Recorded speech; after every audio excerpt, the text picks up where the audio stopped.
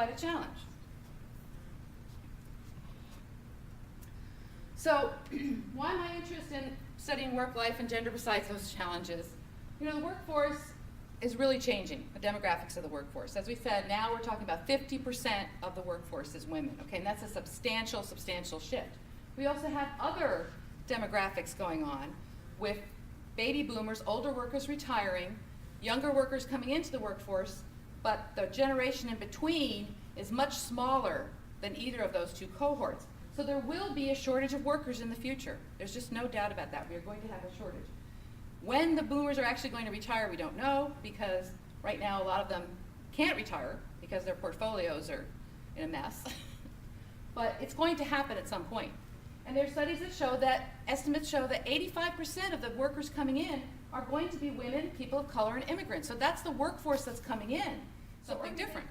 Right? This data says when you look at the female-female dyad, right, the women are thinking that their managers are very effective, which is good news, right? We're not seeing that women are saying bad things about their female manager. So I think that's really good. And we're saying that there's bias. Yeah, there's bias.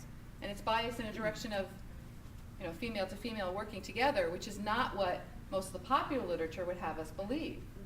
Right? There's more literature out there saying, you know, that we're fighting each other as opposed to we're working together and helping each other. The second one is the perception that women are not hired because of the best performers still exists. Because there's still men who are feeling like their female manager was not hired because they were the best. But the bottom point here is the positive one, which is that despite that, okay, there still was no difference, no gender difference in rating the effectiveness of your manager. So even though they may have thought initially, you know, my manager was hired because she was a woman, bottom line, she is still just as effective.